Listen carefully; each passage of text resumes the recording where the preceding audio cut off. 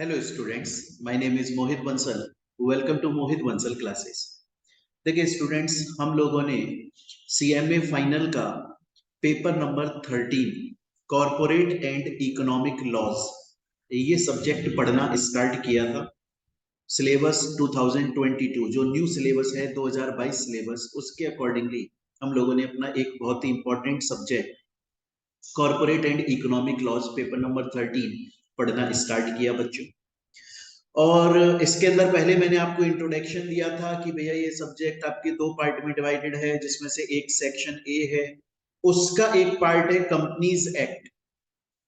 उसको हमने last class में पढ़ना स्टार्ट कर दिया था। सबसे पहले हमने स्टार्ट किया था इस कंपनीज एक्ट का first chapter, companies formation and conversion.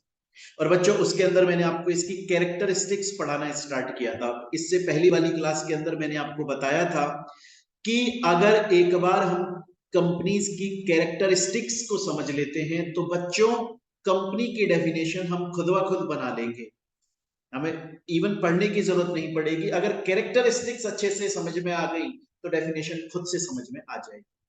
और बच्चों हम लोगों ने कैरेक्टरिस्टिक्स पढ़ना स्टार्ट भी कर दिया था, साथ में प्रीवियस ईयर के जो स्कैनर के क्वेश्चंस हैं वो भी हम सॉल्व कर रहे हैं। जैसा आपको पता है कि हम लोग जैसे ही कोई टॉपिक कंप्लीट करते हैं उससे रिलेटेड प्रीवियस ईयर में जितने भी क्वेश्चंस आए हैं हम साथ के साथ स्कैनर भी सॉल्व करते हैं। एमसीक्यू क्लासेस भी आपके पास में अवेलेबल हैं ताकि पूरा आपका सीएमए मॉड्यूल, पूरा स्टडी मटेरियल कंप्लीट। तो बच्चों इसमें हमने एक कैरेक्टरिस्टिक पढ़ लिया था आर्टिफिशियल पर्सन की। कंपनी एक आर्टिफिशियल पर्सन है, कंपनी अपने नाम से चलती है, कंपनी की खुद की एक आइडेंटिटी, खुद की एक एग्जिस्टेंस होती है। कंपनी लॉ की आंखों में एक पर्सन की तरह जिंदा होती है, लेकिन ये सभी बेनिफिट्स कंपनी को तब मिलते हैं जब कंपनीज एक्ट 2013 में रजिस्टर हो जाती है। इसके अलावा नेक्स्ट कैरेक्टर, अच्छा प्रीवियस ईयर का क्वेश्चन भी मैंने इससे रिलेटेड करवाया था बच्चों आप लोग। इसके बाद में फिर हमने नेक्स्ट दूसरा पढ़ा था कॉमन सील, जिसमें मैंने ये बताया था कि एक कंपनी किसी दूसरी कंपनी के साथ या पर्सन के साथ कॉन्ट्रैक्ट कर सकती है। और जैसे मैं या आप नेचुरल पर्सन है, हम जब भी कॉन्ट्रैक्ट करते हैं तो अपने सिग्नेचर करते हैं उस डॉक्यूमेंट पर, सेम उसी तरह कंपनी भी अपने सिग्नेचर करेगी। बस कंपनी जो सिग्नेचर करेगी बच्चों वो कॉमन सील की फॉर्म में करेगी। कंपनी उस पे कॉमन सील का ठप्पा लगा देती है। एक बार अगर किसी डॉक्यूमेंट के ऊपर कंपनी की कॉमन सील लग गई, इसका मतलब कंपनी ने कॉन्ट्रैक्ट कर लिया, कंपनी ने अपनी सिग्नेचर कर ली। लेकिन बच्चों मैंने आपको यह भी बताया था कि कंपनीज एक्ट 2013 के अकॉर्डिंगली अब कॉमन सील होना कंपनीज के लिए कंपलसरी नहीं है, बल्कि अब ऑप्शनल हो गया है। अगर किसी कंपनी के पास में कॉमन सील है तो वो अपना कॉन्ट्रैक्ट कर लेगी सील अटैच करके उस डॉक्यूमेंट में। पर अगर कंपनी के पास में कॉमन सील नहीं है तो उस कंपनी के ब्याह पर अगर दो डायरेक्टर सिग्नेचर कर दें, मान लिया जाएगा कंपनी ने सिग्नेचर कर दिए, मान लिया जाएगा कंपनी ने कॉन्ट्रैक्ट कर लिया। पर स्टूडेंट बोलता है सर सपोज कीजिए कंपनी के उस वक्त जब कंपनी को कॉन्ट्रैक्ट करना है उस टाइम इंडिया के अंदर कंपनी के दो डायरेक्टर्स प्रेजेंट नहीं है। ऐसे तो कंपनी के अंदर बहुत सारे डायरेक्टर्स हैं, मान लो कंपनी के अंदर 12 डायरेक्टर हैं, लेकिन 11 डायरेक्टर फॉरेन गए हैं किसी काम से, इंडिया में सिर्फ अभी एक ही डायरेक्टर प्रेजेंट है और कंपनी को कॉन्ट्रैक्ट करना है, कॉमन सील है नहीं। आपने बोला दो डायरेक्टर साइन कर दें, दो डायरेक्टर इंडिया में प्रेजेंट नहीं है तो भैया एक डायरेक्टर और एक कंपनी सेक्रेटरी साइन कर दो, मौज करो, ऐश करो। आगे चलते हैं, परपेचुअल सक्सेशन। परपेचुअल मतलब लगातार, सक्सेशन मतलब अपने ऑब्जेक्टिव्स को अचीव करने के लिए। कंपनी के अंदर members, director, promoter, CA, CS, CMA, बहुत सारे लोग आएंगे, बहुत सारे लोग चले जाएंगे। किसी के आ जाने से या किसी के चले जाने से कंपनी रुक नहीं जाती, कंपनी लगातार चलती रहती है अपने ऑब्जेक्टिव्स को अचीव करने के लिए जिसके लिए वो बनाई। इसके बाद में एक और हमने पढ़ा था कि कंपनी क्योंकि एक आर्टिफिशियल पर्सन है, सेपरेट लीगल एंटिटी है, अपने नाम से सब काम करती है, तो उसके पास में ये भी पावर है, तो उसके पास में बच्चों ये भी पावर है कि वो अपने नाम से किसी और के ऊपर केस फाइल कर सकती है या कोई और डायरेक्टली उसके ऊपर केस फाइल कर सकता है। कंपनी अपने नाम से केस कर सकती है। देन इसके बाद में बच्चों हम नेक्स्ट पढ़ा था नेशनलिटी। मैंने आपको बोला था जिस तरह से मैं और आप, हमारे पास में एक देश की नेशनलिटी है, जिस देश में हम पैदा हुए वहां की हमारे पास नेशनलिटी नागरिकता है, सेम उसी तरह से चाहे किसी कंपनी की दुनिया भर में ब्रांचेस हो, लेकिन उस कंपनी का जिस कंट्री, जिस देश के अंदर रजिस्टर्ड ऑफिस है, जहां वो पैदा हुई थी, उसे वहां की नेशनलिटी दी जाती है। देन इसके बाद में नेक्स्ट हम लोगों ने लाइबिलिटी ऑफ मेंबर्स, मैंने बताया था कंपनी के मेंबर्स की लाइबिलिटी लिमिटेड भी होती है, अनलिमिटेड भी होती है। लिमिटेड जो है उसके अंदर मैंने आपको बताया था लिमिटेड बाय शेयर्स भी हो सकती है, लिमिटेड बाय गारंटी भी हो सकती है, और अनलिमिटेड के अंदर लाइबिलिटी की लिमिट नहीं होती। लिमिटेड बाय शेयर्स में मैंने बोला था जितने अमाउंट के शेयर्स बंदे ने, मेंबर ने होल्ड किए हैं, उस पर जो अभी अनपेड अमाउंट है, जितना अभी बकाया है, उतने के लिए लाइबिलिटी बनती है। लिमिटेड बाय गारंटी में मैंने आपको एग्जांपल से बताया था कि आप मेंबर बनते वक्त कंपनी को राइटिंग में गारंटी देते हो कि कल को अगर कंपनी बंद होने पर आ गई तो मैं अपनी जेब से इतना पेमेंट दे दूंगा, उतने की लाइबिलिटी बनती है। और बच्चों उसके अलावा अनलिमिटेड लाइबिलिटी के अंदर कंपनी के मेंबर्स की लाइबिलिटी की कोई लिमिट नहीं होती। जब तक कंपनी की लाइबिलिटी रहेगी तब तक कंपनी के मेंबर्स की लाइबिलिटी रहेगी। इवन कंपनी की लाइबिलिटी को पे ऑफ करने के लिए कंपनी के मेंबर्स के घर को, दुकान को, पर्सनल असेट्स को, उनके घर के बर्तन तक बेचे जा सकते। यहां तक बच्चों हम लोग पढ़ चुके थे। अब हम चलते हैं हमारी नेक्स्ट कैरेक्टरिस्टिक के। और प्यारे बच्चों हमारी जो नेक्स्ट कैरेक्टरिस्टिक है वो है सेपरेट लीगल एंटिटी। स्टूडेंट्स मैं फिर बोल देता हूं, इस वाली कैरेक्टरिस्टिक को बहुत ध्यान से पढ़ना है, बहुत आराम से पढ़ना है, बहुत डिटेल में पढ़ना है, एक एक कंसेप्ट क्लियर करना है, क्योंकि अब बाकी का जो पूरा चैप्टर है वो बच्चे इस कैरेक्टरिस्टिक के ऊपर ही डिपेंड करता है। अब हम चलते हैं सेपरेट लीगल एंटिटी। पहले बच्चों मैं आपको सेपरेट लीगल एंटिटी का एक बार मीनिंग समझाऊं, उसके बाद में मैं इसके बहुत सारे एग्जांपल्स और केसेस सॉल्व करवाऊंगा जो एग्जाम में आ सकते हैं, फिर प्रीवियस ईयर का क्वेश्चन सॉल्व करेंगे। बहुत आराम से देखिए, सेपरेट लीगल एंटिटी जो शब्द है ना बच्चों, ये जो कैरेक्टरिस्टिक है, इसके दो मीनिंग होते हैं। एक मीनिंग तो सभी बच्चों को पता होता है, और वो है कि कंपनी जो है वो अपनी एक आइडेंटिटी लेकर चलती है। कंपनी सेपरेटली लीगल एग्जिस्टेंस लेकर चलती है। कंपनी अपने आप में एक पर्सन है, कंपनी अपने नाम से सब काम कर सकती है। जैसे पार्टनरशिप फर्म के अंदर क्या होता है बच्चों, कि जो पार्टनर्स होते हैं ना, वो उस फर्म को रिप्रेजेंट करते हैं। अगर पार्टनर्स खत्म तो पार्टनरशिप फर्म भी खत्म हो जाती है। कंपनी में ऐसा नहीं। कंपनी एक सेपरेट लीगल एंटिटी है, कंपनी अपनी एग्जिस्टेंस लेकर चलती है। मेंबर्स, डायरेक्टर, प्रमोटर और लोग कंपनी के अंदर आते जाते रहते हैं, कंपनी खत्म नहीं होती, कंपनी लगातार चलती है।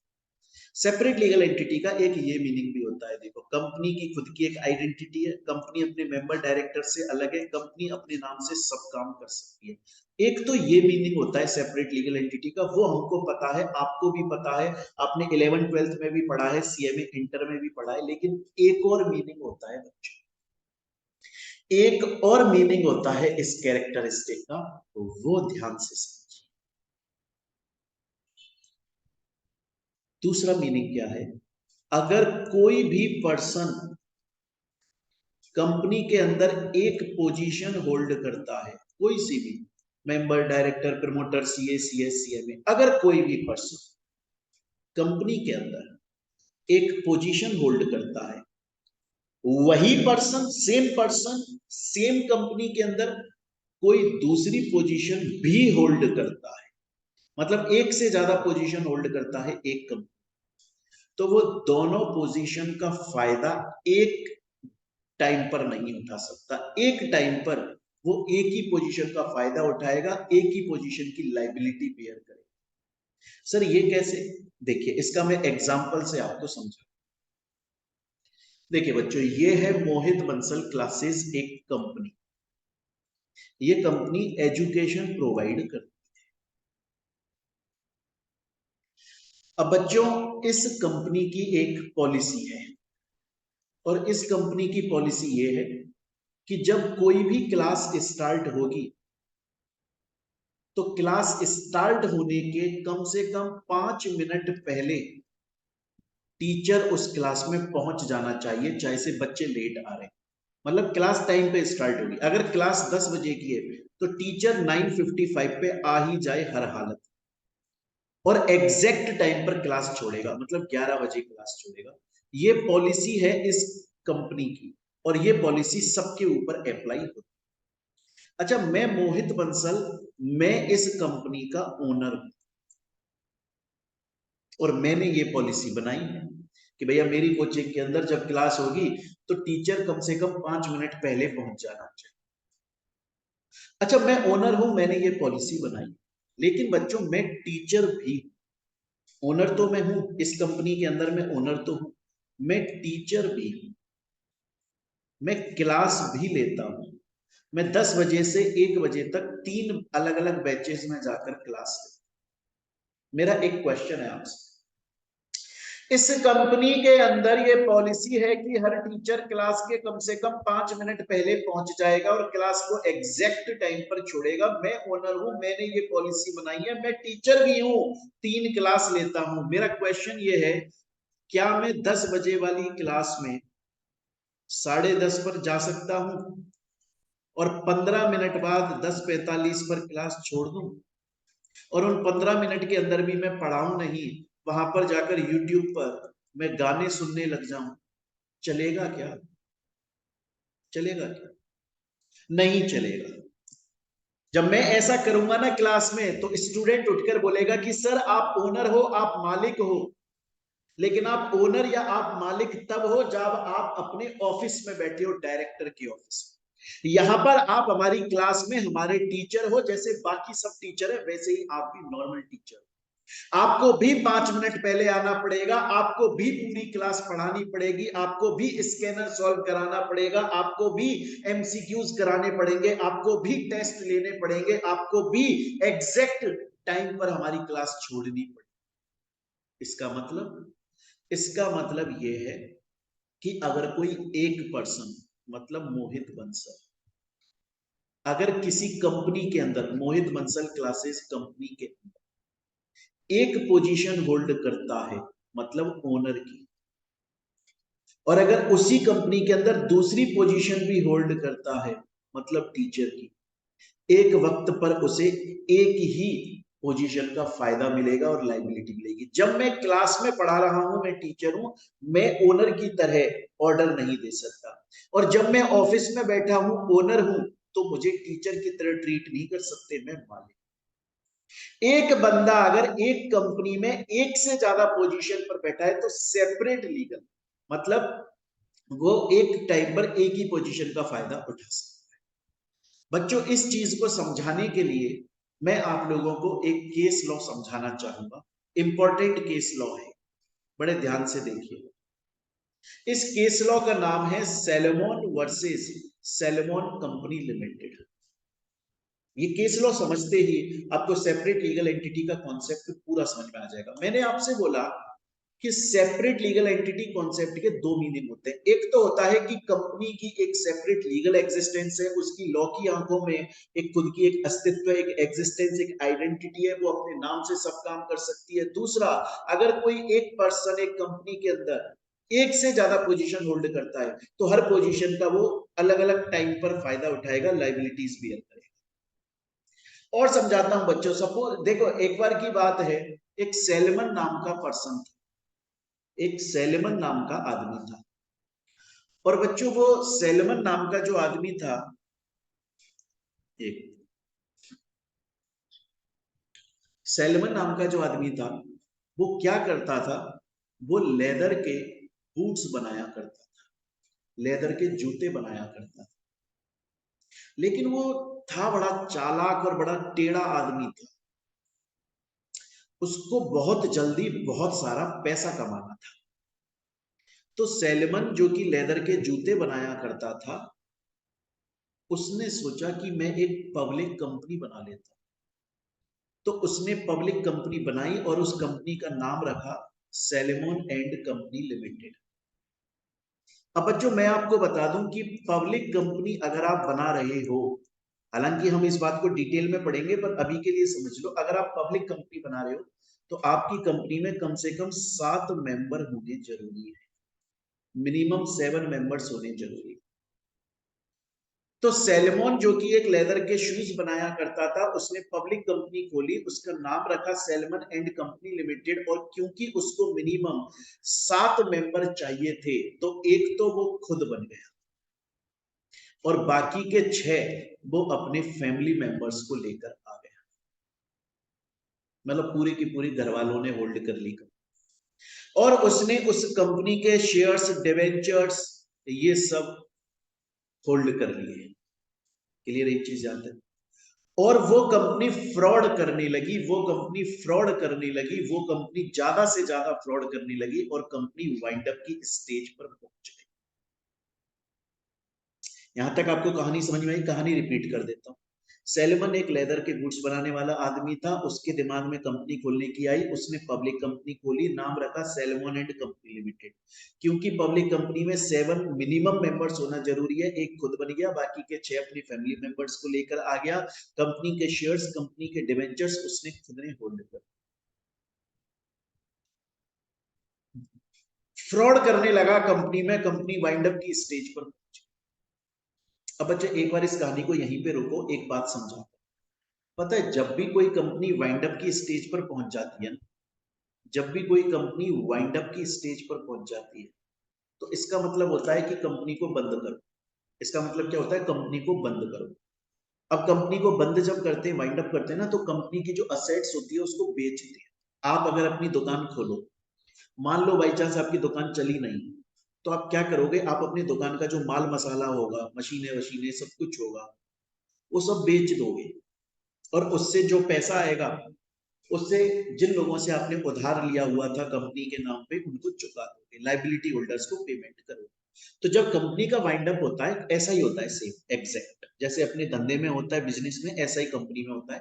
कंपनी के असेट्स को, मशीनों को, टेबल कुर्सी सब कुछ बेच दिया जाता है, कैश में रियलाइज करते हैं और उससे जो कंपनी की लाइबिलिटीज है उनका पेमेंट।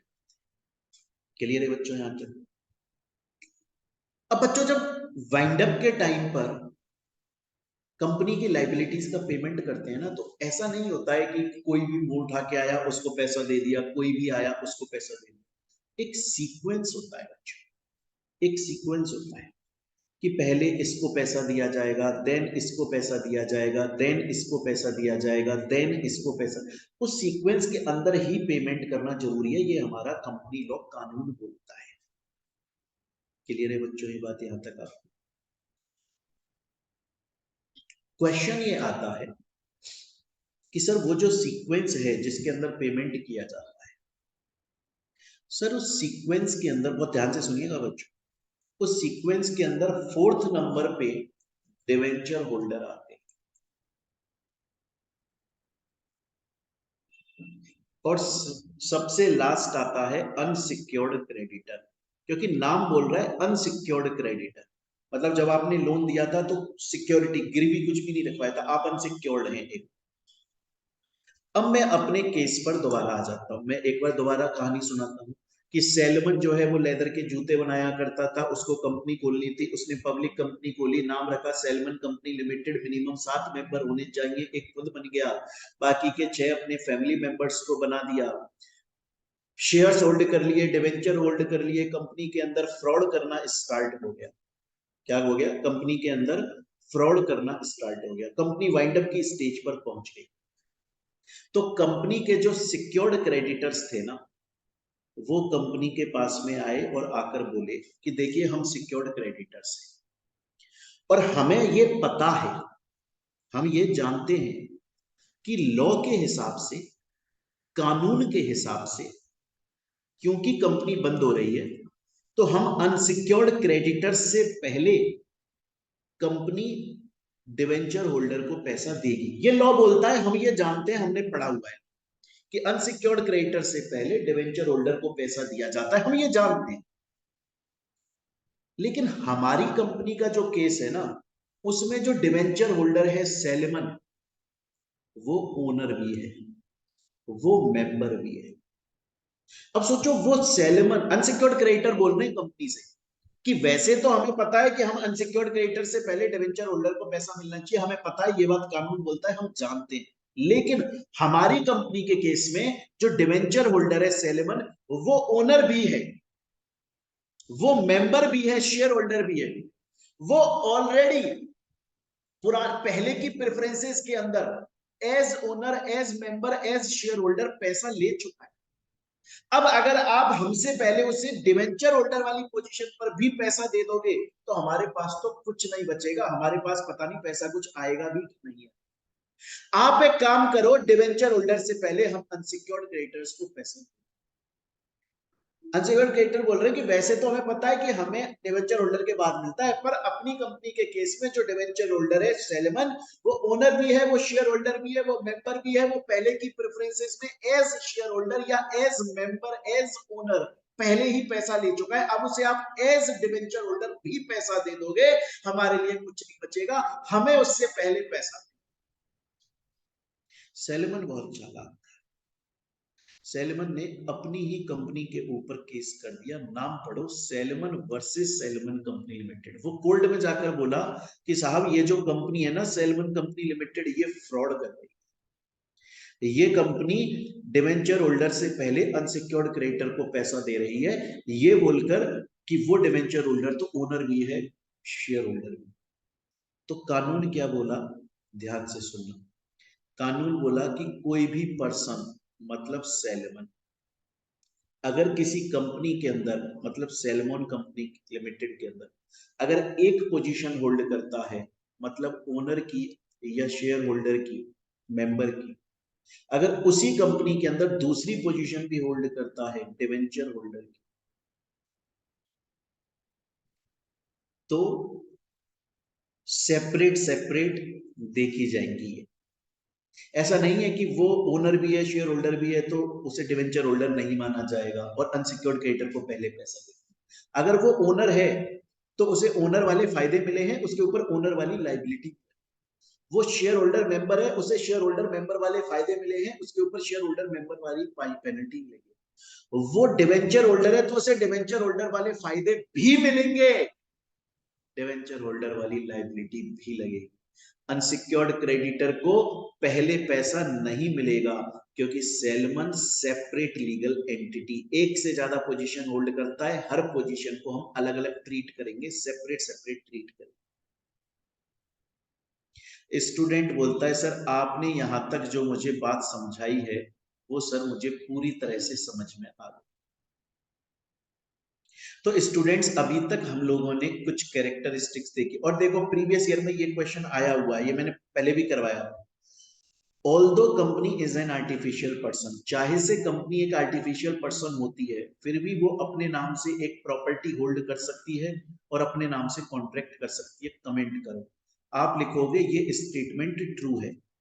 कंपनी एक आर्टिफिशियल पर्सन है, कंपनी लॉ की आंखों में खुद की एक एग्जिस्टेंस रखकर चलती है, कंपनी अपने नाम से सब काम कर सकती है, कॉन्ट्रैक्ट भी कर सकती है, कंपनी के पास नेशनलिटी भी होती है, कंपनी के पास separate legal entity characteristic, company किसी के ऊपर केस भी कर सकती है और कंपनी अपने नाम से प्रॉपर्टी होल्ड भी कर सकती है। कंपनी कंपनीज एक्ट 2013 या उससे पहले वाले लॉ में रजिस्टर्ड है, उसके पास में ये सभी बेनिफिट्स, ये सभी कैरेक्टरिस्टिक्स मिलती है। स्टूडेंट बोलता है कि सर आपने हमको सभी कैरेक्टरिस्टिक्स बहुत अच्छे से समझाई, मुझे समझ में आ गई सर, लेकिन सर जब आपने कैरेक्टरिस्टिक पढ़ाना स्टार्ट किया था तब आपने ये बोला था कि स्टूडेंट आप सिर्फ कैरेक्टरिस्टिक्स समझ लो, डेफिनेशन आपको कंपनी की खुद ब खुद समझ में आ जाए। सर वो कैसे, वो मैं समझा देता हूं। देखो मैं यहां पर आपके लिए दो डेफिनेशन लिखता हूं। एक तो मैं लिखता हूं सिंपल डेफिनेशन जो कि हम लोग खुद बना लेते हैं, डेफिनेशन गलत नहीं है वो, लेकिन वो खुद बनाई हुई है लोगों ने। क्या है, company means an artificial person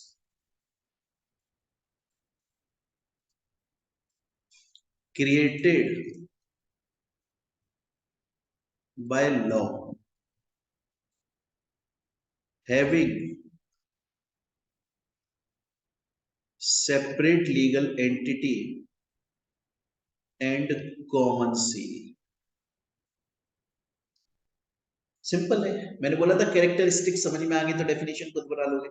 company एक आर्टिफिशियल पर्सन है जिसको लॉ ने बनाया है, जिसके पास separate legal entity, common seal, characteristic है, और भी लिख सकते। एक डेफिनेशन होती है बच्चों जो एक्ट की डेफिनेशन, जो कि सेक्शन 2 के अंदर लिखी हुई, और वो बहुत सिंपल है। मैं जैसी डेफिनेशन लिखूंगा आप हंस पड़ोगे।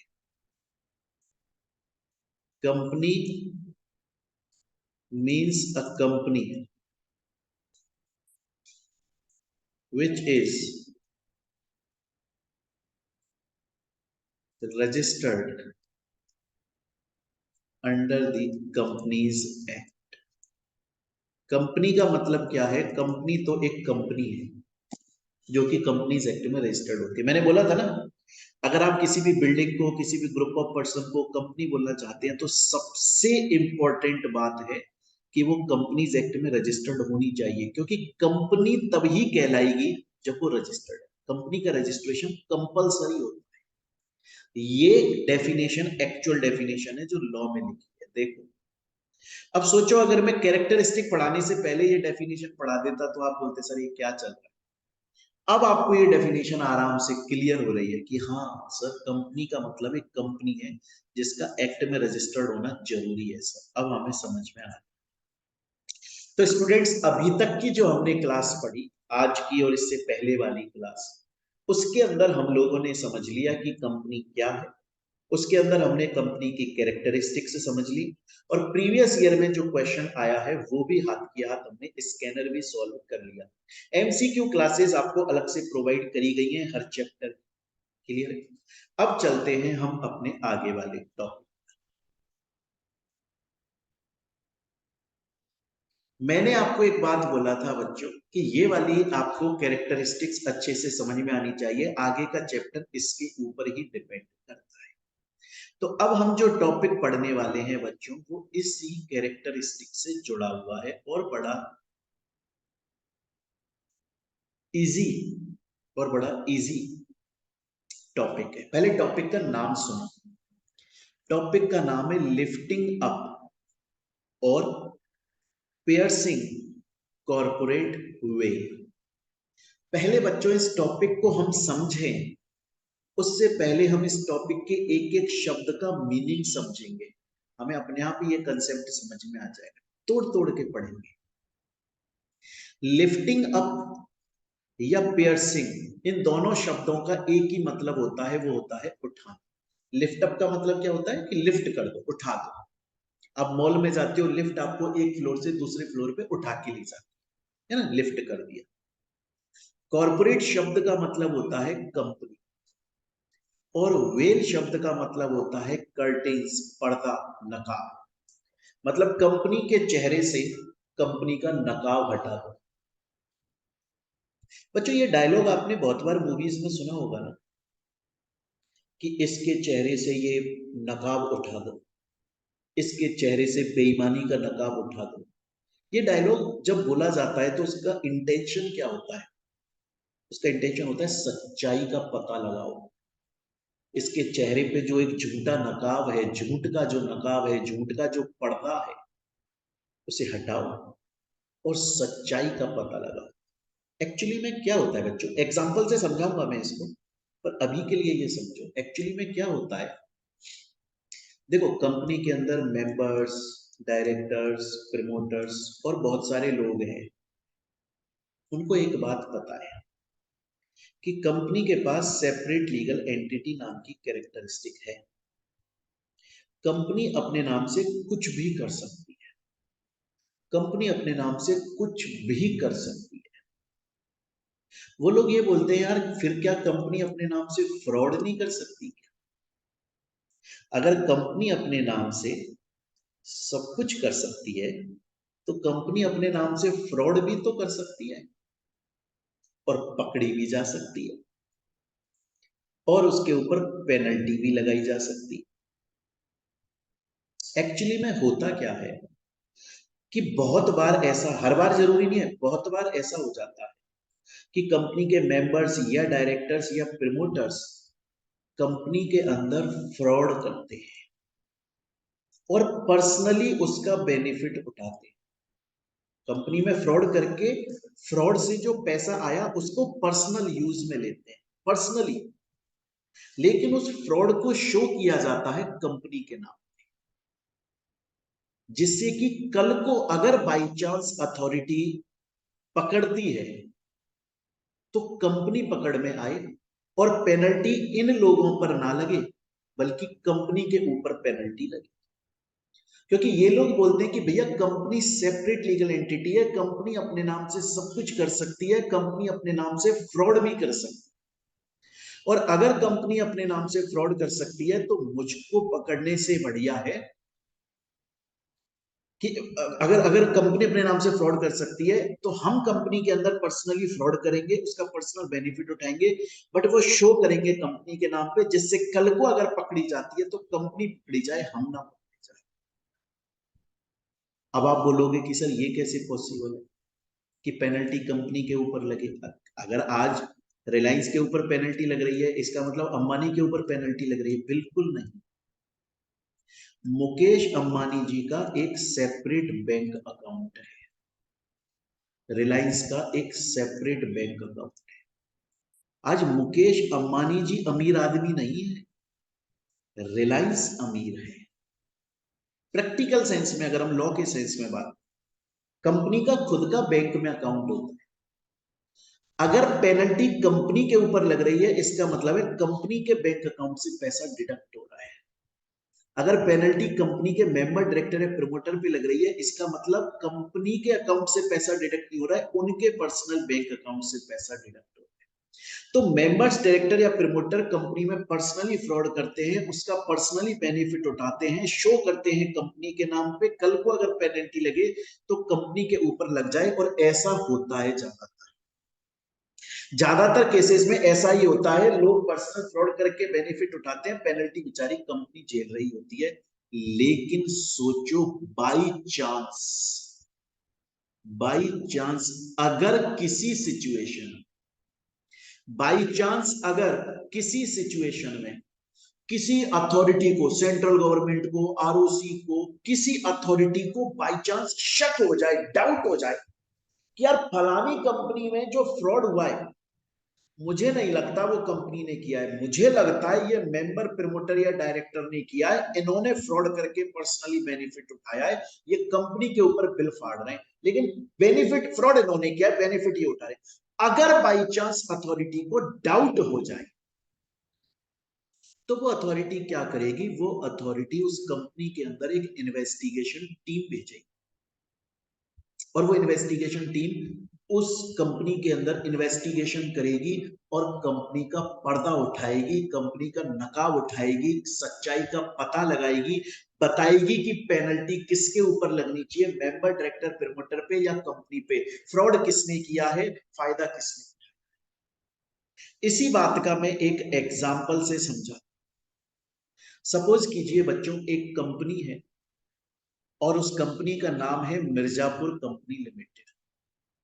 क्लियर है बच्चों? एक कंपनी है और उस कंपनी का नाम है मिर्जापुर कंपनी लिमिटेड। उस कंपनी के अंदर बहुत सारे लोग, मेंबर्स, डायरेक्टर्स, प्रमोटर्स हैं, उनमें से एक मेंबर है मुन्ना त्रिपाठी। ये इस कंपनी के मेंबर हैं। इन्होंने इस कंपनी के अंदर फ्रॉड किया, लेकिन उस फ्रॉड को इन्होंने कंपनी के अकाउंट्स में शो कर दिया, ना कि अपने अकाउंट में, जिससे कल को अगर पकड़े जाए तो ये ना पकड़े जाए बल्कि मिर्जापुर कंपनी लिमिटेड पकड़ी जाए, क्योंकि सेपरेट लीगल एंटिटी है। लेकिन हमारी जो अथॉरिटी है एमसीए, उसको डाउट हो गया कि यार मिर्जापुर कंपनी लिमिटेड के अंदर जो फ्रॉड हुआ है, शायद वो फ्रॉड कंपनी ने खुद ने ना करके मुन्ना त्रिपाठी ने किया है। बहुत बार बच्चा बोलता है सर कंपनी फ्रॉड कैसे करेगी? फ्रॉड तो यही लोग करेंगे ना हमेशा कंपनी के अंदर।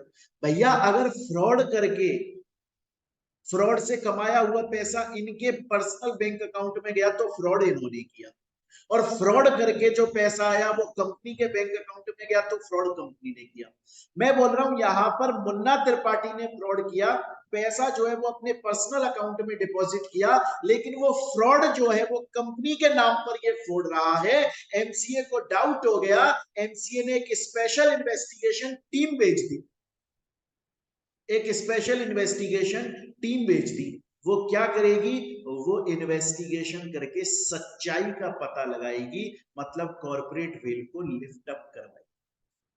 तो बच्चों यहां तक आप लोगों को ये समझ में आ गया कि आखिर लिफ्टिंग अप या पियर्सिंग ऑफ कॉर्पोरेट वेल ये जो शब्द है आखिर इसका मीनिंग क्या होता है, ये समझ में आ गया इसको। अभी तक बच्चों हम लोगों ने ये समझ लिया कि सर कंपनी की मीनिंग क्या होती है, कंपनी का मतलब क्या है, कंपनी की डेफिनेशन हमने देखी, कंपनी की कैरेक्टरिस्टिक्स हमने देखी, उनसे रिलेटेड प्रीवियस ईयर के क्वेश्चन हमने सॉल्व कर लिया। उसके अलावा हमने एक टॉपिक पढ़ा, लिफ्टिंग अप और पियर्सिंग द कॉर्पोरेट वे। ऐसा क्यों होता है वो मैंने आपको पूरा समझाया, एग्जाम्पल के साथ में भी समझाया। लेकिन स्टूडेंट के दिमाग में एक क्वेश्चन आता है, स्टूडेंट ये बोलता है कि सर वो कौन सी सिचुएशन होगी जहां पर अथॉरिटी को डाउट हो जाएगा कि शायद ये फ्रॉड कंपनी ने ना करके कंपनी के मेंबर, डायरेक्टर या प्रमोटर ने किया है, जिससे कि अथॉरिटी इन्वेस्टिगेशन कराएगी। वो कौन सी सिचुएशन? मैंने बोला यार ऐसे कोई सिचुएशन फिक्स थोड़ी है यार, ऐसे कोई यूनिवर्सल सिचुएशन थोड़ी है कि भैया फलानी सिचुएशन के अंदर अथॉरिटी को डाउट हो जाएगा और वो अथॉरिटी इन्वेस्टिगेशन करवाने लग जाएगी। ऐसी कोई सिचुएशन फिक्स नहीं, वो तो डिपेंड करता है कि कौन सी सिचुएशन। अब एक्चुअली में होता क्या है, जैसे मान लो किसी कंपनी के अंदर मेंबर्स ने फ्रॉड किया पर्सनल और कंपनी के नाम पे शो कर रहे हैं, तो ऐसे अथॉरिटी को पता नहीं लगता है कि किस कंपनी में क्या चल रहा है, अथॉरिटी को थोड़ी ना रात को सपना। लेकिन मेंबर्स में आपस में लड़ाई हो गई, उनमें पैसे का बंटवारा सही से नहीं हो गया, इंफॉर्मेशन लीक हो गई, अथॉरिटी को डाउट हो गया, तो अथॉरिटी इन्वेस्टिगेशन करवाती है। ऐसे कोई सिचुएशन फिक्स नहीं है कि फलानी सिचुएशन के अंदर इन्वेस्टिगेशन होगा, कॉर्पोरेट वेल लिफ्ट अप होगी, ऐसी कोई सिचुएशन फिक्स नहीं। स्टूडेंट बोलता है ठीक है, लेकिन सर हिस्ट्री में, मतलब अगर हम पुराने ट्रांजैक्शंस की बात करें, भाई कंपनी लॉ तो बहुत टाइम से चलता आ रहा है सर, कभी तो ऐसे कुछ केसेस हुए होंगे ना जहां पे कॉर्पोरेट वेल को लिफ्ट अप कराया गया होगा, कुछ तो ऐसी सिचुएशंस रही होंगी।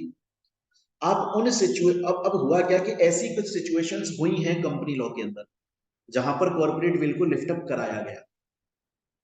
तो जब ये सिचुएशंस हुई ना, उसके बाद गवर्नमेंट ने बोला कि भैया ये जो सिचुएशन है इनको एक बेंचमार्क बना लो, अगर फ्यूचर में कभी भी किसी भी कंपनी में कोई फ्रॉड होता है और वो फ्रॉड हमें इन सिचुएशंस में से किसी सिचुएशन का जैसा मिलता जुलता नजर आता है, तो डायरेक्टली कंपनी पे पेनल्टी मत लगाओ, कॉर्पोरेट वेल को लिफ्ट अप करो।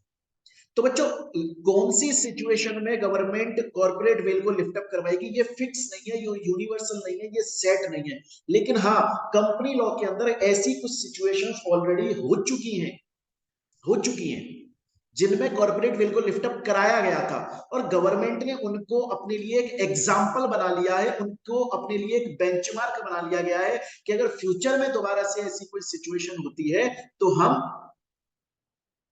लिफ्ट अप करेंगे कॉर्पोरेट वेल को। हम उन सिचुएशंस को पढ़ेंगे बच्चों, हम उन सिचुएशंस को पढ़ेंगे। उनमें से एक सिचुएशन आती है प्रोटेक्शन ऑफ रेवेन्यू। इसको समझिए। सपोज कीजिए एक कंपनी है जिसका नाम है मोहित एग्रो इंडस्ट्रीज, और मोहित बंसल मतलब मैं इसका मेंबर, और मैं पैसा भी कमाता हूं, मेरी इनकम हो रही है। अब बच्चों मुझे ये पता है कि मेरी जो पर्सनल इनकम है उस पर मुझे इनकम टैक्स पे करना होगा। लेकिन मुझे एक बात पता है, ध्यान से सुनना, कंपनी जो पैसा कमाती है कंपनी की इनकम पर भी टैक्स लगता है, और एक इंसान पर्सनल इंडिविजुअल आदमी, नेचुरल पर्सन पैसा कमाता है, उसके ऊपर भी टैक्स लगता है। लेकिन बच्चों एक बात बता दूं मैं आपको, गवर्नमेंट कंपनी को बहुत सारे एग्जम्पशंस देती है, टैक्स में छूट देती है बहुत सारी। इतनी छूट इंडिविजुअल पर्सन को नहीं मिलती। तो मोहित एग्रो इंडस्ट्रीज एक कंपनी है, मोहित बंसल इसके मेंबर हैं, पैसा कमा रहे हैं, पैसे पे इनकम टैक्स लगेगा। इन्होंने सोचा कि यार मेरी पर्सनल कमाई हुई इनकम पे अब इनकम टैक्स लगेगा, और मुझे ज्यादा एग्जम्पशन है नहीं मेरे पास में, गवर्नमेंट इंडिविजुअल आदमी को बहुत ज्यादा टैक्स में छूट देती नहीं। तो यार मेरी मेहनत का कमाया हुआ पैसे में से बहुत सारा पैसा टैक्स के नाम पे गवर्नमेंट ले जाए, क्यों ना। इनके दिमाग में ये ख्याल आया, गलत ख्याल, कि क्यों ना मैं मेरी कमाई हुई पर्सनल इनकम को कंपनी की इनकम के अंदर शो कर दूं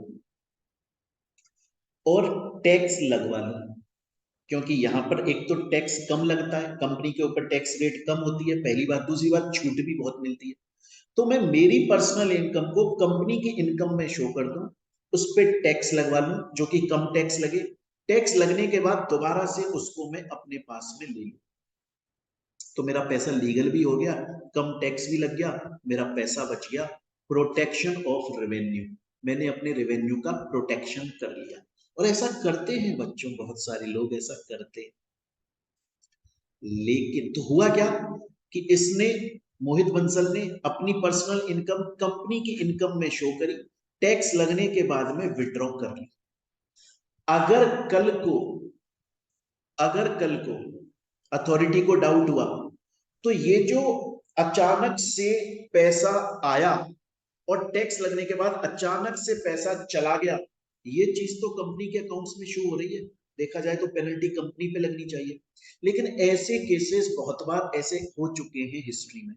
गवर्नमेंट बोलती है अगर ऐसा नजर आता है कि अचानक से कंपनी के अकाउंट्स में पैसा आया, टैक्स लगने के बाद अचानक से पैसा विड्रॉ हो गया, आंख बंद करके कंपनी के ऊपर पेनल्टी मत लगा देना, कॉर्पोरेट वेल को लिफ्ट अप कर लेना। हो सकता है कंपनी का मेंबर, डायरेक्टर या प्रमोटर अपना प्रोटेक्शन, रेवेन्यू प्रोटेक्ट करने के लिए ऐसा कर रहा।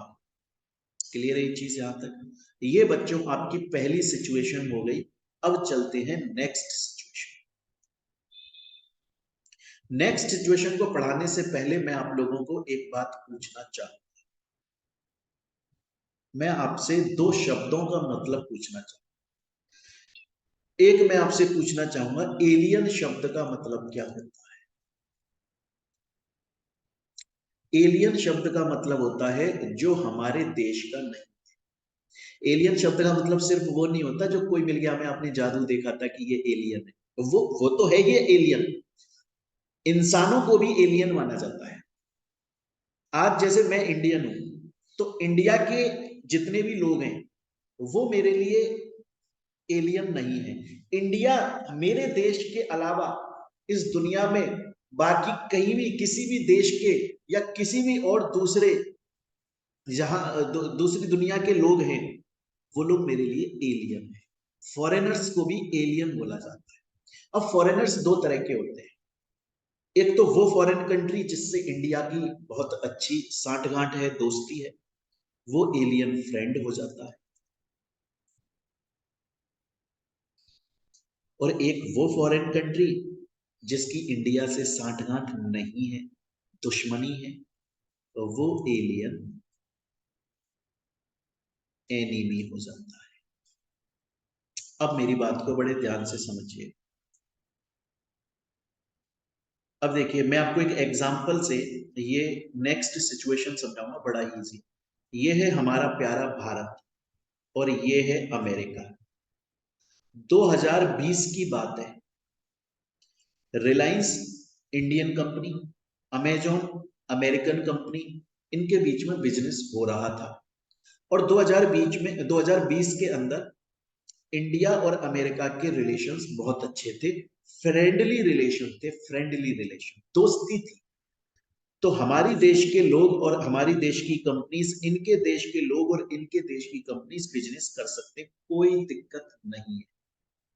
लेकिन 2021 के अंदर इंडिया और अमेरिका में वॉर हो गया। इंडिया और अमेरिका में वॉर, युद्ध हो गया। तो ये जो अमेरिका है ये एलियन फॉरेन तो है ही हमारे लिए, अब ये एनिमी बन गया। एलियन एनिमी का मतलब क्या होता है? ऐसी कोई भी कंट्री जिसका इंडिया से वॉर, युद्ध चल रहा है, हमारे लिए वो कंट्री एलियन एनिमी बन जाती है। और इंडिया का कोई भी पर्सन या इंडिया की कोई भी कंपनी उस फॉरेन के किसी भी पर्सन या फॉरेन की किसी भी कंपनी से बिजनेस नहीं कर सकता जब तक कि ये वॉर खत्म नहीं हो जाता। अगर ऐसा होता है तो ये टेररिस्ट एक्टिविटीज मानी जाएगी। अब सपोज यहां तक आपको समझ में आ गया कि एलियन एनिमी का मतलब है इंडिया का किसी दूसरी कंट्री के साथ में वॉर चल रहा है और उसके साथ में बिजनेस नहीं कर सकते। लेकिन बच्चों एक बात बताओ मुझको, बड़ी सिंपल सी बात पूछता हूं आपसे। अगर वॉर चल रहा है, वॉर चल रहा है, फिर भी रिलायंस कंपनी और अमेजॉन कंपनी आपस में बिजनेस कर रही हैं, यार एक बात सोचो, वॉर चल रहा है, कंपनीज को पता है कि हम जो बिजनेस कर रहे हैं वो गलत कर रहे हैं क्योंकि वॉर चल रहा है। हम इस बिजनेस का फायदा नहीं उठा सकते क्योंकि हमारे बीच में अभी जो ये ट्रांजैक्शन हुए हैं ये इलीगल ट्रांजैक्शंस डिक्लेयर हो जाएंगे। आपको पता है बच्चों, जब दो कंट्रीज के बीच में वॉर हो जाता है ना, तो वहां के बात भी नहीं कर सकते कंट्रीज के लोग, वो भी टेररिस्ट एक्टिविटीज मानी जाती है। अमेरिका से युद्ध चल रहा है तो बात भी नहीं कर सकते हम। अब फिर भी सोचो, अगर कंपनी को पता है कि वॉर चल रहा है और फिर भी वो बिजनेस कर रही है, जबकि उसे पता है उस बिजनेस का उसे फायदा नहीं मिलना, पैसा नहीं कमा सकती, ट्रांजैक्शन इलीगल घोषित है, तो इसका मतलब है वो कंपनी बिजनेस नहीं कर रही है। कंपनी के अंदर के बैठे हुए लोग कंपनी के नाम पे बिजनेस कर रहे हैं कि पकड़े गए तो कंपनी पकड़ी जाएगी, अगर नहीं पकड़े गए तो पैसा हम कमा लेंगे, क्योंकि कंपनी तो कर ही नहीं सकती ट्रांजैक्शन। तो अगर एलियन एनिमी है मतलब युद्ध चल रहा है, तो और युद्ध के बीच में दो कंट्रीज के बीच में एलियन एनिमी युद्ध चल रहा है फिर भी बिजनेस हो रहा है, तो भैया कॉर्पोरेट वेल को लिफ्ट अप करवा लो, अंदर का मेंबर डायरेक्टर प्रमोटर कुछ ना कुछ कर। स्टूडेंट बोलता है सर दो सिचुएशन समझ में आ गई, एक तो समझ में आ गया प्रोटेक्शन ऑफ रेवेन्यू, एक समझ में आ गया alien enemy. Next, prevention of fraud. Prevention of fraud का मतलब होता है कि कोई कंपनी जानबूझ के फ्रॉड कर रही है और उसको प्रिवेंट करने के लिए कॉर्पोरेट विल लिफ्ट अप करनी है, या पब्लिक के इंटरेस्ट, पब्लिक के फायदे के लिए करना है, या फिर बहुत बार ऐसा होता है कंपनी का नाम एक घड़ी की तरह यूज में ले लिया। एग्जाम देखो, ये दो तो सिंपल है कि फ्रॉड को बचाने के लिए कॉर्पोरेट विल लिफ्ट अप की जाती है या पब्लिक के इंटरेस्ट को बचाने के लिए। तीसरा मैं बता देता हूं, एग्जाम्पल के थ्रू बताता हूं। सपोज कीजिए एक कंपनी है जिसका नाम है वेलकम कंपनी लिमिटेड, स्पेलिंग सही से पढ़िएगा, WELCOME, वेलकम कंपनी लिमिटेड। और ये नाना पाटेकर साहब इस कंपनी के कंपनी सेक्रेटरी हैं। नाना पाटेकर जी गोदरेज कंपनी के पास में गए और बोले कि मैं इस कंपनी का कंपनी सेक्रेटरी हूं, ये कंपनी आपसे उधार पे माल लेना चाहती है। देखो बिजनेस में उधारी पे, क्रेडिट पे माल लिया जाता है। बोले 50 करोड़ का माल उधार पर दे दो। गोदरेज कंपनी बोली किसको उधार पर, किसको? बोले इस कंपनी को दे दो उधार पे, इस कंपनी। बोले तो इस कंपनी से लिखवा के लाओ ना। तो ये चले गए और एक कॉन्ट्रैक्ट बनाकर लेकर आए हैं। अब उस कॉन्ट्रैक्ट पे लिखा हुआ है कि वेलकम कंपनी लिमिटेड 50 करोड़ रुपए का माल ले रही है, 2 महीने के अंदर इसको रीपेमेंट कर देगी। लेकिन बच्चों ये जो कॉन्ट्रैक्ट बना ना, इसके ऊपर इस कंपनी का नाम लिखा हुआ है, क्या लिखा हुआ है ध्यान से सुनना, WELCME कंपनी लिमिटेड, जबकि कंपनी का नाम क्या है, WELCOME। मतलब इन्होंने कंपनी के नाम को यूज करते हुए किसी के साथ में कॉन्ट्रैक्ट किया, 50 करोड़ का माल उधार पर ले लिया। एक्चुअली में कंपनी ने बोला ही नहीं था ये सब करने के। अब 2 महीने गुजर गए, इनके पास में पैसा नहीं आया, तो ये गई इस वेलकम कंपनी के पास, बोला साहब 50 करोड़ रुपए दे दो, आपने जो माल उधार पे लिया था। बोला मैंने आपसे कब माल उधार पे लिया, मैंने तो आज तक ये कोई माल उधार पे नहीं लिया आपसे। बोले ये कॉन्ट्रैक्ट देखो। वेलकम कंपनी बोली साहब कोई पागल बना गया आपको, मेरा नाम है WELCOME कंपनी लिमिटेड, आपके कॉन्ट्रैक्ट में लिखा हुआ है WELCME कंपनी लिमिटेड, कोई पागल बना गया यार। नाना पाटेकर ने मेरे नाम को एक शेम की तरह यूज किया है, जुगाड़ की तरह यूज किया है, क्लॉक की तरह यूज किया है, दीवार पे टकी हुई घड़ी की तरह यूज किया है। मेरे नाम से आपके साथ में फ्रॉड किया गया है। आप एक काम करो, आप मेरे ऊपर केस कर लो कि मैं 50 करोड़ नहीं दे रहा। जब कोर्ट में मेरे से पूछा जाएगा तो मैं बोल दूंगा कि भैया, बोल दूंगी कि मेरे से तो मैंने किसी से लिया ही नहीं भाई, और जो कॉन्ट्रैक्ट दिखा रहे हैं उस पे नाम कुछ और है। तो फिर इन्वेस्टिगेशन होगा, कॉर्पोरेट बिल लिफ्ट अप होगी और नाना पाटेकर को पकड़ा जाएगा। तो बच्चों, नेक्स्ट सिचुएशन जो हमने पढ़ी वो हमने देखी जहां पर कंपनी का नाम एक प्लॉय की तरह, एक शेम की तरह, जुगाड़ की तरह यूज किया गया। नेक्स्ट सिचुएशन पर चलते हैं बच्चों। नेक्स्ट सिचुएशन आ जाती है कंटेम्प्ट ऑफ कोर्ट पे बचाने के लिए, है ना, कोर्ट की इज्जत बचाने के लिए भी बहुत बार कॉर्पोरेट बिल लिफ्ट अप होती है। और एक आ जाता है वेलफेयर लेजिस्लेशन। वेलफेयर लेजिस्लेशन का मतलब क्या होता है, मैं आपको समझा देता हूँ। एक एक एग्जाम्पल से समझाता हूँ, एक कहानी सुनाकर समझाता हूँ। देखो, यहाँ पर एक केस के थ्रू समझाता हूँ। केस है ली वर्सेस ली एयर फार्मिंग लिमिटेड। बच्चों, एक ली नाम का आदमी था, उसने एक कंपनी बनाई जिसका नाम था ली एयर फार्मिंग लिमिटेड। वो उस कंपनी का ओनर था। ये कंपनी करती क्या थी, बहुत ध्यान से सुनिए, इंटरेस्टिंग केस लो है। ये कंपनी एक तरीके का खाद, फर्टिलाइजर बनाती थी जो कि खेतों में डाला जाता है, फील्ड्स में, जिससे कि उपज, फसल उगती है। लेकिन ये कंपनी जो फर्टिलाइजर, जो खाद बनाती थी ना, वो खाद, उस फर्टिलाइजर के अंदर इतने ज्यादा केमिकल्स होते थे कि उसको ऐसे बेयर हैंड, ऐसे खाली हाथ से, नंगे हाथ से पकड़ा नहीं जा सकता था, बल्कि उसके लिए अलग से ग्लव्स यूज करने पड़ते थे। और उसको खेत में खड़े होके भी नहीं डाला जा सकता था, इतनी गर्मी, इतनी केमिकल थी। बल्कि उसको ना ऐसे खेत के ऊपर एक कुछ हेलीकॉप्टर टाइप सा होता था, उसे खड़ा कर देते थे और वहां से उस फर्टिलाइजर को डालते थे। तो ये ली कंपनी, ली नाम के बंदे ने बनाई, ली एयर फार्मिंग लिमिटेड। वो ऐसे खाद बनाती थी जो कि खेतों में डलता था, बहुत सारा केमिकल था। उसके अलावा वो कंपनी ये मैन्युफैक्चर तो करती थी, साथ में वो कंपनी किसानों के, फार्मर्स के खेतों में वो खाद डलवाने का काम भी करती थी, क्योंकि हर किसी के पास में तो वो हेलीकॉप्टर और वो सब होता नहीं है। तो वो उनके लिए जाती भी थी कि हम आपके खेतों में डाल देंगे, अलग से चार्ज। ये ली इसका ओनर था। अच्छा, ली इसका एम्प्लॉय भी था। कभी कभी ये हेलीकॉप्टर लेके किसानों के खेतों में डालने चला जाता। एक बार ली एज एम्प्लॉय काम कर रहा था, किसी के खेत में खाद डाल रहा था। एरोप्लेन, जो हेलीकॉप्टर था, वो क्रैश हो गया और इसकी डेथ। एरोप्लेन क्रैश हो गया, हेलीकॉप्टर क्रैश हो गया, सॉरी, और इसकी डेथ हो गई।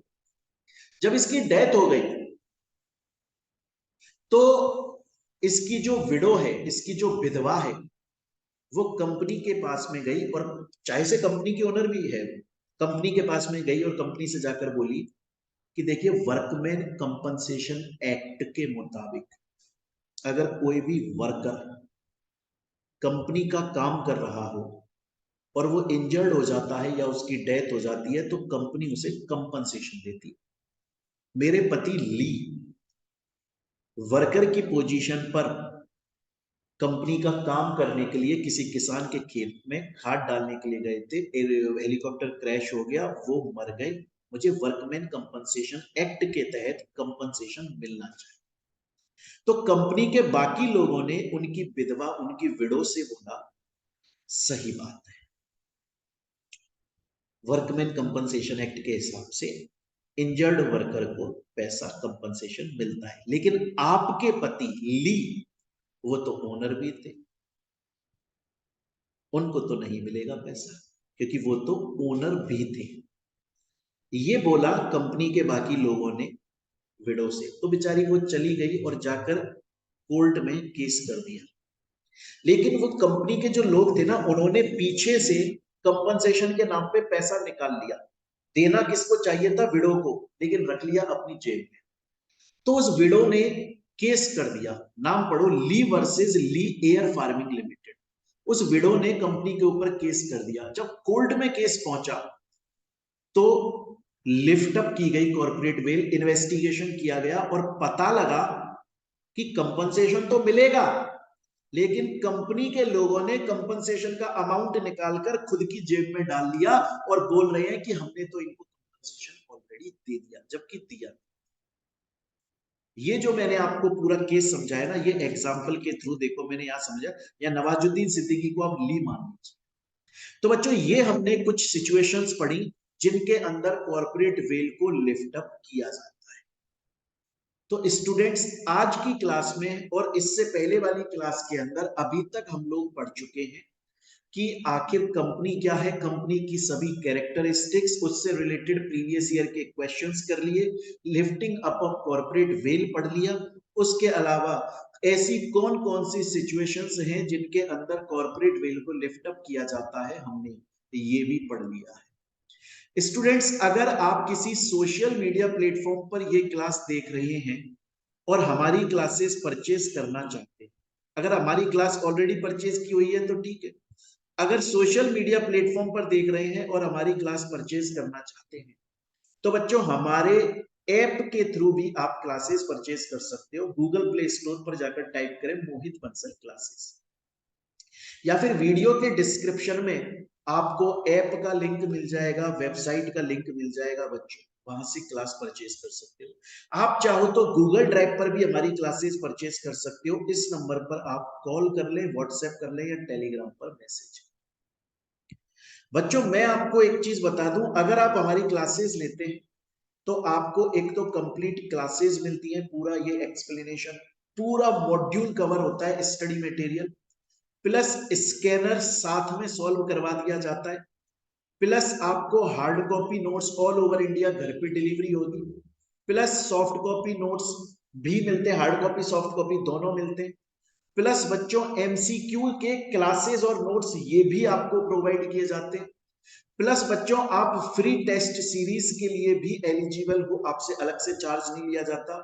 और ये सब कुछ बच्चों आपको अनलिमिटेड व्यूज के साथ मिलता है, जब तक आपके एग्जाम, तब तक व्यूज रहते हैं आपके पास अनलिमिटेड, कितनी भी बार रिवीजन करो। और स्टूडेंट्स, मैं आपको एक चीज और बता दूं कि हमारी फीस बाकी सब के मुकाबले में बहुत ही ज्यादा नॉमिनल और रीजनल है, और फैसिलिटीज बहुत सारी। तो चलिए बच्चों, मिलते हैं अब हम अपनी नेक्स्ट क्लास के अंदर। Thank you students, take care.